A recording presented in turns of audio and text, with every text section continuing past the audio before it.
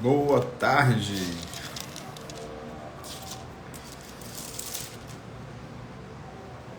Fala, João.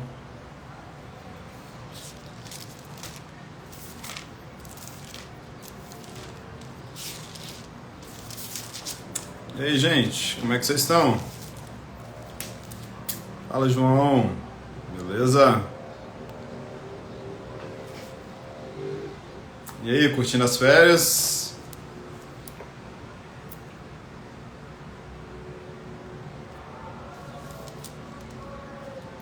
Aproveita essas férias, viu?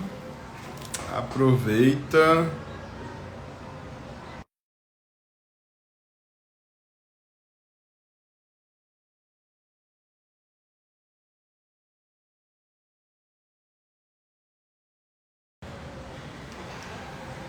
Fala, Reinaldo.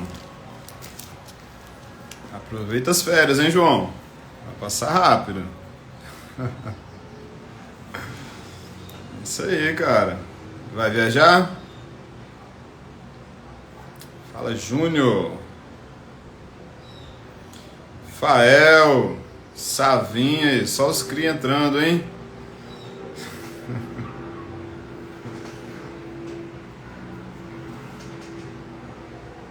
E aí, meu povo? Estão curtindo as férias aí? Tem gente aí que tem quase 2 meses de férias, hein? Começou as férias no começo de dezembro e só volta em fevereiro. João aí, ó, fazer 2 meses de férias. Savim. Fael não, Fael foi até o final, né, Fael?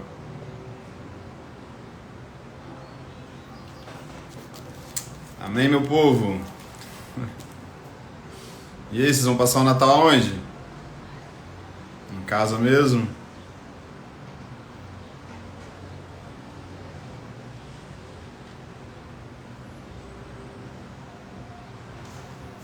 Pessoal, hoje eu vou falar sobre o episódio bíblico em Atos 2 que aconteceu. Tá? Na casa da sua avó, top, João. É isso aí. Muito bom. Eu vou passar na casa dos meus sogros. Vou passar com a minha esposa. Pessoal, hoje eu vou falar um pouquinho sobre Atos 2. Um episódio que aconteceu lá em Pentecostes, né? Um episódio bíblico que foi ali onde aconteceu a descida do Espírito Santo, né? Esse é um episódio que não é muito entendido por muitas pessoas, mas que eu quero hoje explicar um pouquinho para vocês, né? Trazer um pouquinho de clareza sobre Atos 2, tá bom? E eu vou começar a leitura aqui, né, do versículo 1, tá bom? Ao cumprir-se o dia de Pentecoste, estavam todos reunidos no mesmo lugar. De repente veio do céu um som, como de um vento impetuoso, e encheu toda a casa onde estavam assentados. E apareceram distribuídas entre eles línguas como de fogo, os quais pousaram sobre cada um deles. Todos ficaram cheios do Espírito Santo e passaram a falar em outras línguas, segundo o Espírito Santo lhes concedia que falassem. Estavam morando em Jerusalém judeus, homens piedosos, vindos de todas as nações, debaixo do céu. Assim, quando se fez ouvir aquela voz, toda a multidão ficou tomada de perplexidade, porque cada um ouvia falar na sua própria língua. Estavam atônitos e se admiravam, dizendo: Vejam, não são galileus todos esses que estão falando? Então, como os ouvimos falar cada um em nossa própria língua materna? Né? Como ouvimos falar sobre a grandeza de Deus em nossa própria língua? Todos atônitos e perplexos perguntavam-se uns aos outros: o que será que isso quer dizer? Outros, porém, zombando, diziam: estão bêbados. Então, assim, em Atos 2 foi onde aconteceu a descida do Espírito Santo, né? Jesus prometeu a descida do Espírito Santo. Jesus disse, fala galerinha do cabuloso, Jesus disse em Atos, no capítulo 1, Jesus falou bem assim, não se afastem de Jerusalém, mas esperem a promessa do Pai, a qual vocês ouviram de mim. Porque João batizou com água, mas vocês serão batizados com o Espírito Santo dentro de poucos dias. Então, o próprio Jesus, ele prometeu a descida do Espírito Santo. O próprio Jesus, ele prometeu que o Espírito Santo desceria. Né? E agora, em Atos 2, quando o Espírito Santo desce, ele traz o dom de línguas. Né? E as pessoas começam a falar em línguas ali, e eles começam a ouvir na sua própria língua. A Bíblia diz que eles estavam falando das grandezas de Deus, eles ouviam das grandezas de Deus na sua própria língua. Né? Então havia árabes, cretenses, havia gregos, havia pessoas do mundo todo ali em Jerusalém. E eles ouviam, cada um na sua língua, falar das maravilhas de Deus. Né? Então a gente precisa entender qual foi o tipo de manifestação do falar em línguas que desceu naquele lugar. Porque existem 4 tipos de oração em línguas. Né? A que se manifestou aqui em Atos 2 foi línguas como um testemunho ao incrédulo. O que são línguas como um testemunho ao incrédulo? É quando o Espírito Santo desce e as pessoas começam a falar em línguas ali. As pessoas falam em línguas. Por exemplo, vamos supor que eu esteja numa reunião e tem um coreano, um árabe, um japonês, uma pessoa da Inglaterra. E ali eu começo a falar em línguas e as pessoas que estão ali, elas ouvem na sua língua materna falar das linguagens de Deus, falar das maravilhas de Deus. O Senhor fala com elas na língua materna delas. Né? Então isso são línguas como testemunho ao incrédulo. E foi isso que aconteceu em Atos 2. Tá bom? Mas algumas pessoas, elas pegam essa experiência de Atos 2 e elas colocam assim como se só esse tipo de manifestação de oração em línguas existisse, né? E não, tá bom? Existe essa manifestação e Deus usa pessoas com esse dom específico, tá? Mas existem outras manifestações do falar em línguas, né? Em 1 Coríntios capítulo 14, Vitória... Tiffany, né? Gente boa. 1 Coríntios capítulo 14 vai falar assim, capítulo 14, versículo 4. O que fala em línguas a si mesmo se edifica, mas o que profetiza edifica a igreja. Então aqui em 1 Coríntios capítulo 14, versículo 4, nós vemos um outro tipo de falar em línguas. O falar em línguas para edificação pessoal, né? Que é geralmente a mais comum e mais usada. Esse tipo de falar em línguas, a Bíblia diz que ninguém o entende, versículo 2 de 1 Coríntios 14, e em espírito essa pessoa fala de mistério. Então quando ninguém entende, quando essa pessoa está falando de mistérios, ninguém entende. Né? Essa linguagem é uma linguagem para edificação pessoal. É só a pessoa que está orando que está sendo beneficiada com aquela linguagem. Amém? Então o que aconteceu em Atos 2 foram línguas como testemunho ao incrédulo. As pessoas falavam em línguas e pessoas de outras nações ouviam falar das grandezas de Deus na sua própria língua. Né? Aqui em 1 Coríntios 14 já é uma outra manifestação. Já é a línguas para edificação. Amém? E nós também temos línguas como gemidos intercessórios, né? Romanos capítulo 8, versículo 26. Da mesma maneira, o Espírito Santo nos ajuda em nossa fraqueza. Nós não sabemos orar como convém, mas o próprio Espírito intercede por nós com gemidos inexprimíveis. E aquele que sonda os corações sabe qual é a mente do Espírito, porque segundo a vontade de Deus é que ele intercede pelos santos. né? Então, Romanos 8:26 está falando que o Espírito intercede por nós com gemidos inexprimíveis. Então, o Espírito Santo ele intercede por nós com gemidos inexprimíveis, com palavras ininteligíveis, né?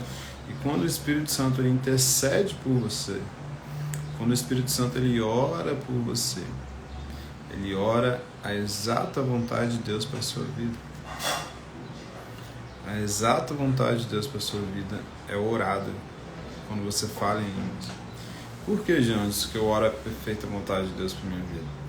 Porque o Espírito Santo sempre vai interceder por você totalmente de acordo com a vontade de Deus, totalmente alinhado com a vontade de Deus. Amém? Isso é muito bom. Isso é porque a Bíblia diz aqui em Romanos 8:26 que nós não sabemos orar como convém, né? Então, às vezes eu estou orando para casar com uma pessoa, por exemplo, mas Deus olha lá na frente e vê que aquela pessoa, ao invés de me fazer bem, vai me fazer mal, né? Então aí o Espírito Santo oraria, na verdade, para tirar aquela pessoa da minha vida, não para que eu casasse com ela. Às vezes eu estou orando para subir de cargo na empresa, o Espírito Santo, na verdade, quer que eu saia daquela empresa e abra um negócio. A gente não entende.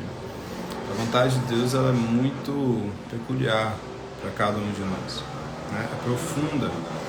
Por isso que nós precisamos orar em línguas, porque a vontade de Deus é profunda. E quando nós oramos em línguas, nós entramos nessas profundidades.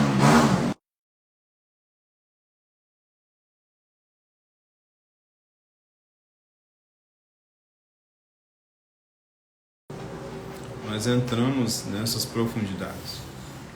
Amém? Tem um outro tipo de oração em línguas, pessoal, que é aqui, ó, línguas para interpretação.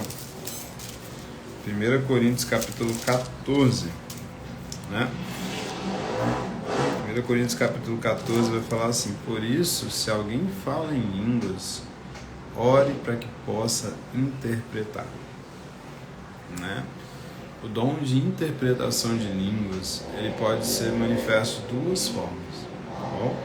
Ou a própria pessoa ela interpreta, ou a pessoa fala em línguas e a pessoa que está ao lado interpreta, a pessoa que está ali na igreja, na congregação interpreta. Amém? Esse dom, ele traz clareza, ele é equivalente à profecia. Amém? Aqui, ó, ele fala assim: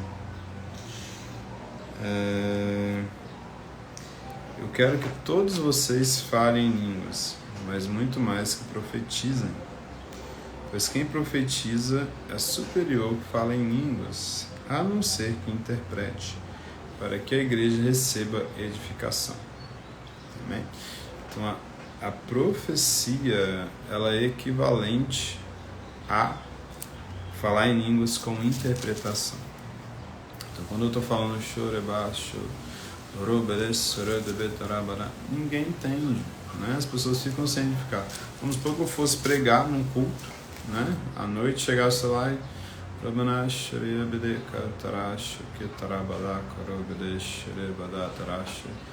aí eu ia chegar no culto, minha esposa ia perguntar, as pessoas iam chegar em casa e falar, como é que foi a pregação à noite?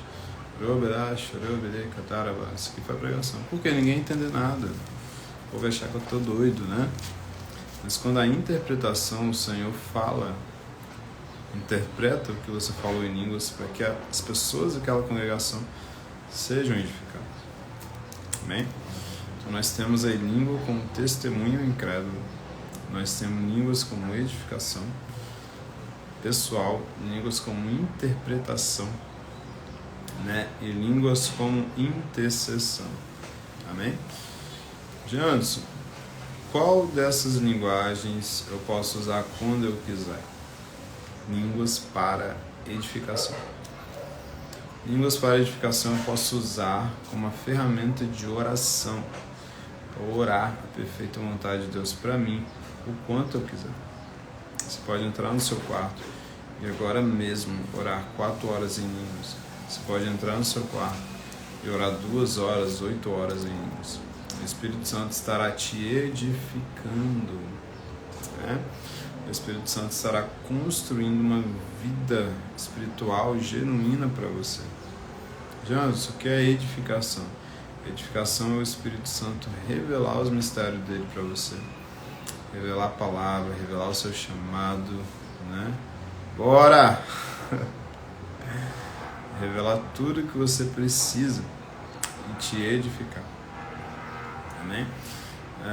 A vida cristã é uma vida de relacionamento. Um relacionamento com Deus. É através desse relacionamento com Deus que eu vou crescer. É através desse relacionamento com Deus que eu vou amadurecer. Né? Por que às vezes muitas pessoas passam muito tempo na igreja e elas ainda não amadureceram?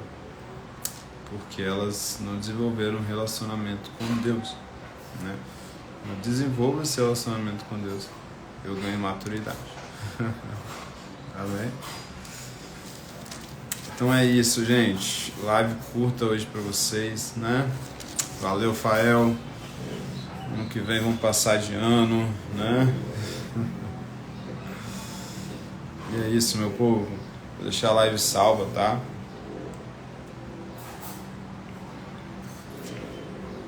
Aqueles que quiserem assistir de novo.